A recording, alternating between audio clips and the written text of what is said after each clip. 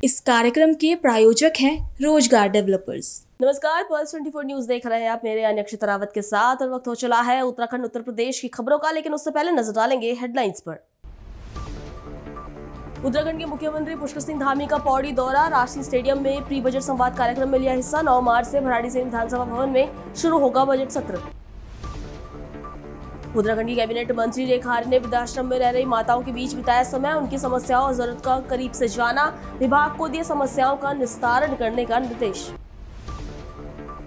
Director Kamakhya Narayan Singh के निर्देशन में बनी फिल्म द केरला स्टोरी 2 का ट्रेलर लॉन्च होने के बाद से विवादों में। मुस्लिम जमात के राष्ट्रीय अध्यक्ष ने फिल्म को बताया मुसलमानों को बदनाम करने की योजना।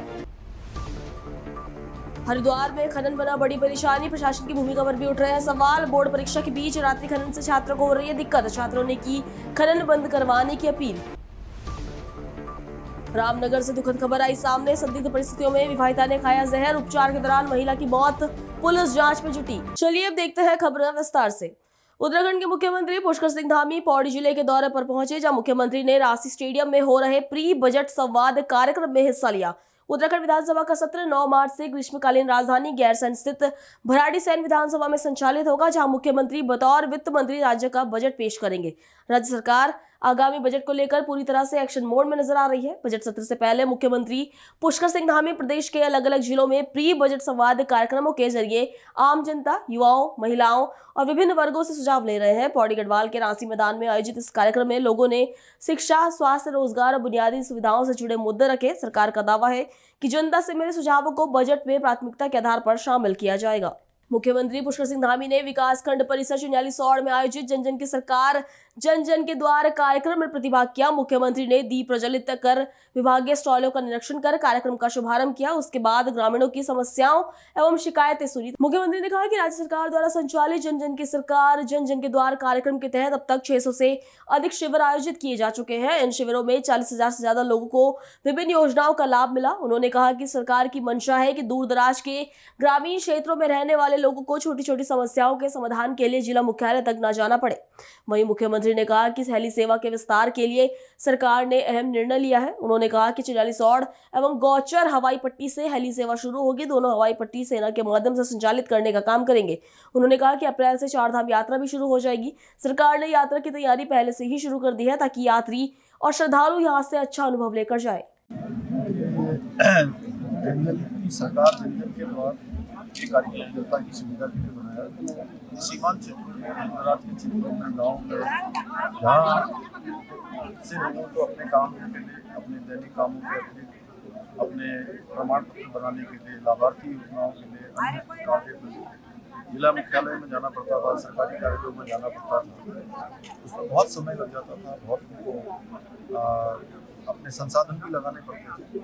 ये कार्यक्रम पूरे राज्य के अंदर 17 दिसंबर से प्रारंभ किया गया और उसके बहुत अच्छे परिणाम आए। लगभग 5.5 लाख से भी ज़्यादा लोगों ने इन शिविरों में भाग लिया है और 40,000 से ज़्यादा समस्याओं का तत्काल मौके पर निस्तारण हुआ है। और बहुत सारी समस्याएं मध्यकालिक है, दीर्घकालिक है, लंबे समय की है या जिनमें कोई नीति में शामिल करना है, इन सभी को हमारे अधिकारी देख रहे हैं। 1905 सीएम हेल्पलाइन है, उस हेल्पलाइन से भी इसको कनेक्ट किया गया है।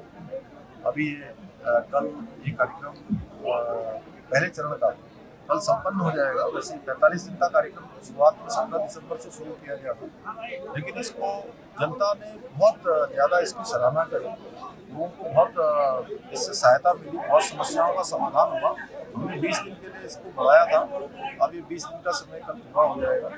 20 तारीख को 1 तारीख से 20 तारीख तक, और हम अगले चरण के दूसरे चरण में भी इसको शुरू करेंगे। हमारा प्रयास है कि जनता की हर समस्या का समाधान उनके पास जाकर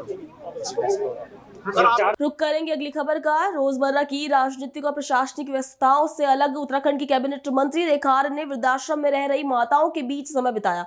उन्होंने देहरादून के डालनवाला स्थित प्रेमधाम और अंबीवाला स्थित मां गौरी ओल्ड एज होम पहुंचकर वहां रह रही महिलाओं से मुलाकात की और उनकी समस्याओं और जरूरतों को करीब से जाना। मंत्री रेखा आर्य ने कहा कि एक बेटी के रूप में इन माताओं के बीच भावनात्मक एवं अनुरागयुक्त समय व्यतीत करना मेरे लिए अत्यंत अनूठा अनुभव रहा। कई माताएं पारिवारिक उपेक्षा या अन्य कारणों से यहाँ रहने को विवश है। हमारा दायित्व है कि उनके जीवन को सम्मान, सुरक्षा और सबल प्रदान करें। मुलाकात के दौरान महिलाओं ने बताया कि वृद्धावस्था के कारण उन्हें बार बार चिकित्सा सुविधा की आवश्यकता पड़ती है, लेकिन अस्पताल लाने जाने में सहयोग की कमी रहती है। इस पर मंत्री ने संबंधित विभागीय अधिकारियों को आवश्यक व्यवस्था सुनिश्चित करने का भी निर्देश दिया। देखिए, मैंने बोला था कि हम लोग इस दिशा में एक विचार बना रहे हैं कि महिला सशक्तिकरण, अब तक में बालिकाओं और महिलाओं के रूप में विभिन्न प्रकार की योजनाओं के रूप में उनका सशक्तिकरण सुनिश्चित करने का विभाग ने हमेशा से काम किया।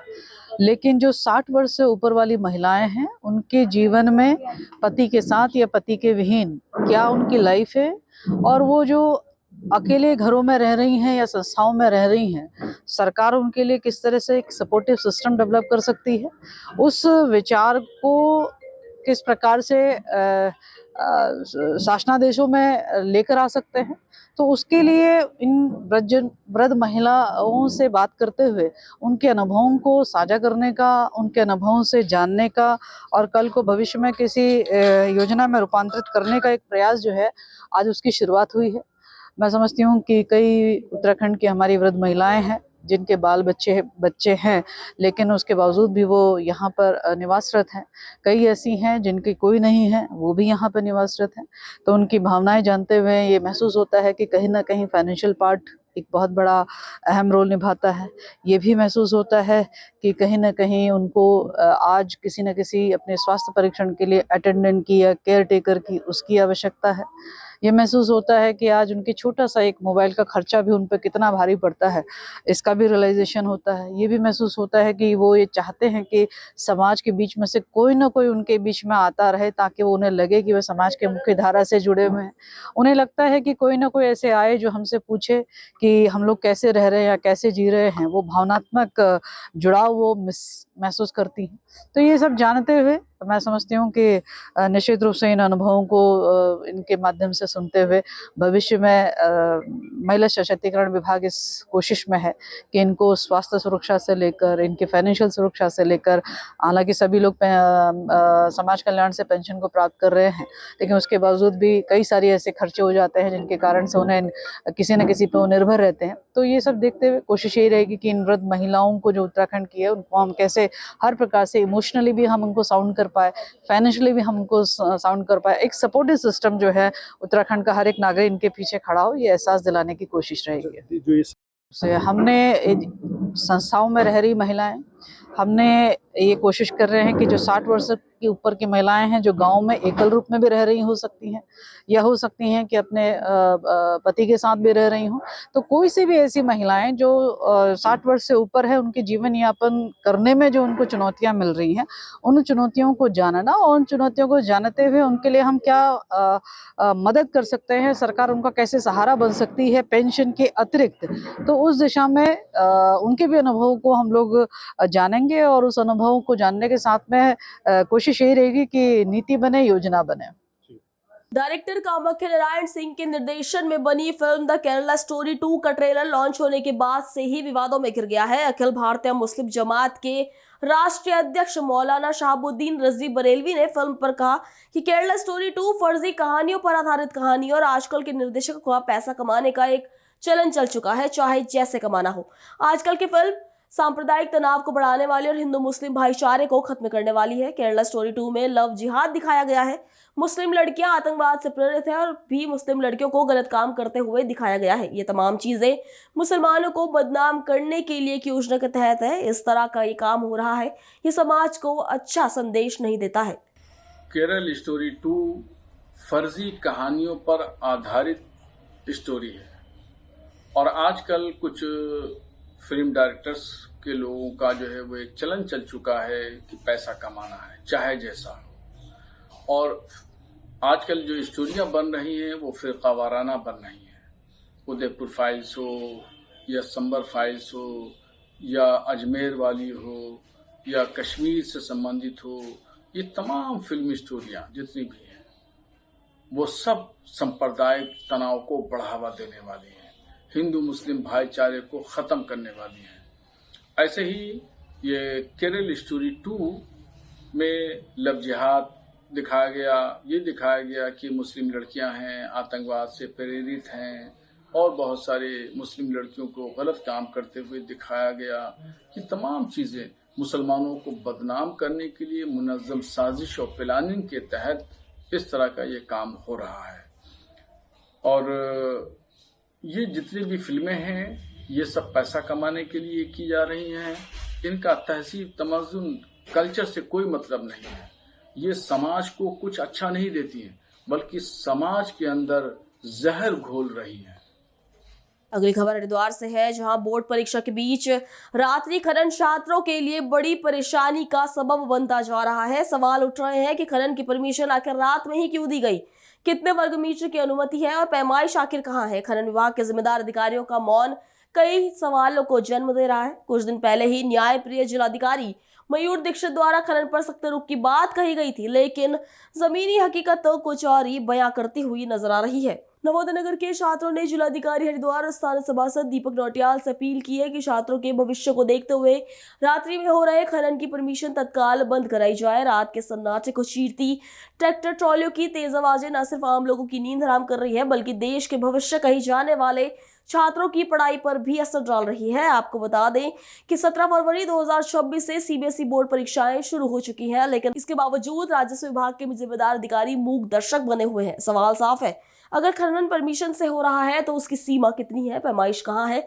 और रात्रि में ही खनन की अनुमति आखिर क्यों दी गई। जिम्मेदार का ये मौन आखिर कब तक छात्रों के भविष्य के लिए खतरे का संकेत बना रहेगा, ये ही फिलहाल सबसे बड़ा सवाल है। हापुड़ में केंद्र सरकार की नीति और कार्यकर्ताओं पर हुए पुलिस एक्शन के विरोध में जनपद हापुड़ में कांग्रेस कार्यकर्ताओं का गुस्सा फूट पड़ा। नगर पालिका परिसर स्थित महात्मा गांधी की प्रतिमा पर एकत्रित होकर कांग्रेसियों ने जमकर नारेबाजी की और धरने पर बैठ गए। पिछले दिनों कांग्रेस जनों पर पुलिस द्वारा किए गए लाठीचार्ज को लेकर कार्यकर्ताओं में भारी रोष भी देखने को मिला। उन्होंने इसे लोकतंत्र की हत्या भी करार दे दिया। कार्यकर्ताओं ने गांधी की प्रतिमा के समक्ष बैठकर मौन और नारों के माध्यम से अपना विरोध दर्ज कराया। लोकतंत्र में अपनी बात रखना सबका अधिकार है, लेकिन ये सरकार लाठी के दम पर आवाज दबाना चाहती है। धरना प्रदर्शन का जो हमारा उद्देश्य है, ये एक किस्म का सत्याग्रह है जो पूरे प्रदेश में, हर जिले में और हर शहर में सभी जिला कांग्रेस कार्यकर्तागण, शहर कांग्रेस कार्यकर्तागण, हमारे तमाम पदाधिकारीगण मिलजुल कर सभी लोग सत्याग्रह पर बैठे हैं। गांधी जी की मूर्तियों पर उत्तर प्रदेश कांग्रेस कमेटी में भी इस टाइम सत्याग्रह चल रहा है। हमारे यूपी के कप्तान अजय राय जी भी इस टाइम सत्याग्रह में बैठे हैं और हमारे राष्ट्रीय नेता अविनाश पांडे जी भी सत्याग्रह में बैठे हैं। तो 17 तारीख में जो हमले प्रदर्शन हम लोगों ने, पूरे यूपी के लोगों ने किया, मोदी सरकार के खिलाफ मनने का जो कानून कैंसिल इन्होंने किया है, खत्म किया, उसके खिलाफ अत्याचार जो इन लोगों, गरीब लोगों पर किया है, मजदूरों पर किया है, उसके खिलाफ बड़ा शांतिपूर्ण प्रदर्शन हमारी कांग्रेस पार्टी की तरफ से किया जा रहा था और बिल्कुल धरना शांतिपूर्ण दिया जा रहा था। लेकिन तभी अचानक पुलिस वाले आए और उन्होंने मारपीट हम लोगों के साथ की और बदतमीजियां इस कदर बढ़ी। जो हमारी महिला कांग्रेस कार्यकर्ता थी उनके साथ बदतमीजी की, उनके साथ मारपीट की और हमारे सभी लोगों के साथ मारपीट की। मैं खुद घायल हुआ, मेरे खुद यहाँ पीछे डंडे उन्होंने मारे हैं और हमारे जो अजय राय प्रदेश कप्तान हमारे, वो भी घायल हुए हैं, अविनाश पांडे भी घायल हुए हैं, धीरज गुजर भी घायल हुए हैं और हमारे साथ हमारे जो गौरव गर्ग महासचिव ये हमारे साथ गए हैं। क्या मांग है आपकी? मांग हमारी ये है कि जब तक, वो हमारी मांग वही है, जब तक मोदी सरकार इस मनरेगा कानून को वापस नहीं लेगी, जब तक हम कांग्रेस कार्यकर्ता महात्मा गांधी जी की प्रतिमा पर आज कसम खाते हैं, एक एक कार्यकर्ता अपनी जान गंवा देगा।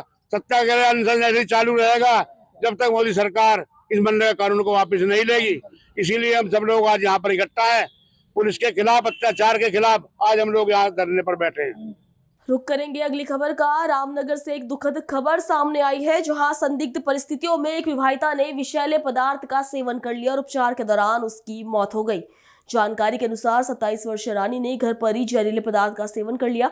हालात बिगड़ने पर परिजनों ने उसे उपचार के लिए रामनगर के निजी अस्पताल में भर्ती कराया, जहां इलाज के दौरान उसने दम तोड़ दिया। कोतवाल सुशील कुमार ने बताया कि शव का पोस्टमार्टम कराकर परिजनों को सौंप दिया गया है। मृतका अपने पीछे 2 छोटी बेटियां छोड़ गई है। सूचना पर नायब तहसीलदार कुंदनपुरी भी सरकारी अस्पताल पहुंचे और परिजनों से घटना की जानकारी ली। पुलिस के अनुसार महिला ने जहर क्यों और किन परिस्थितियों में खाया, इसकी जांच अभी जारी है। ये कहते हैं, बताया जा रहा है कि 27 साल की रानी वाइफ ऑफ नीटू एक कहते हैं जहर खा के फ्यूम द्वारा नीम परोली अस्पताल में भर्ती की गई थी, जहाँ की इलाज के दौरान उसकी मृत्यु हो गई और उसके बाद उसको फ्यूम द्वारा चौकी में उसकी इन्फॉर्मेशन भेजी गई।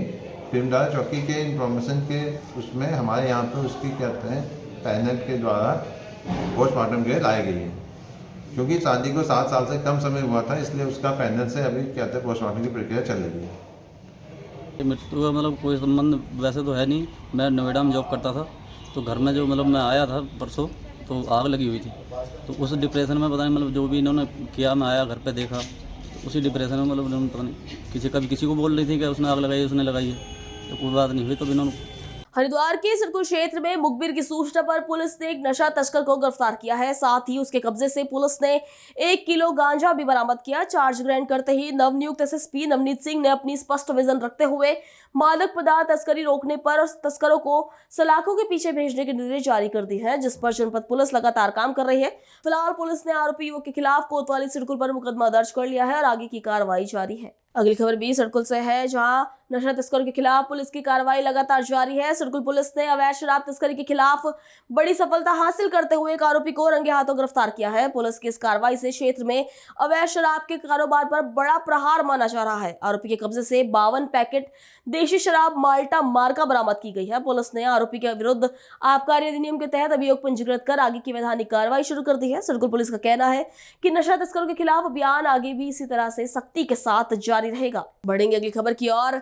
थाना कोसीकला की कस्बा चौकी पुलिस ने हाल में हुई चोरी की घटना का सफलतापूर्वक खुलासा कर दिया है। कस्बा चौकी इंचार्ज दुष्यंत कौशिक और चौकी पर तैनात दीवान रिंकू सिंह ने कड़ी मेहनत और सूझबूझ का परिचय देते हुए इस मामले का पर्दाफाश किया। जानकारी के अनुसार कोसी स्वास्थ्य केंद्र के पास स्थित रावत ज्वेलर्स की दुकान में अज्ञात चोरों ने चोरी की वारदात को अंजाम दिया था। घटना के बाद पुलिस टीम ने करीब 450 सीसीटीवी कैमरों की फुटेज खंगाली। पुलिस की मेहनत रंग लाई और 2 आरोपियों को गिरफ्तार कर लिया गया। पकड़े गए अभियुक्तों की पहचान कबीर उम्र 16 वर्ष और आलिशान उम्र 18 वर्ष के रूप में हुई। पुलिस ने आरोपियों के पास से ज्वेलर्स की दुकान से चोरी की गई करीब 2 किलो 200 ग्राम चांदी भी बरामद कर ली है। अभी के लिए इतना ही। खबरों के लिए बने रहिए पल्स 24 न्यूज के साथ। नमस्कार। इस कार्यक्रम के प्रायोजक थे रोजगार डेवलपर्स।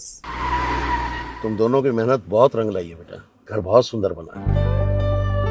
ये मेरे पापा का घर। पता है, देख तेरे पापा की नेम प्लेट अपने हाथों से लगाऊंगा। नेम प्लेट तो लग चुकी पापा।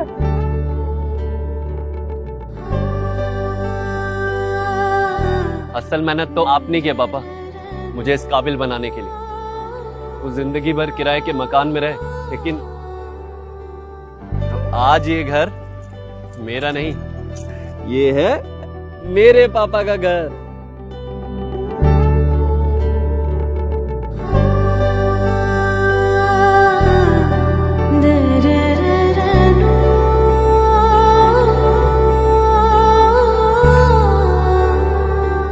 उड़ान सपनों की, आंगन खुशियों का और साथ सकर्णी का।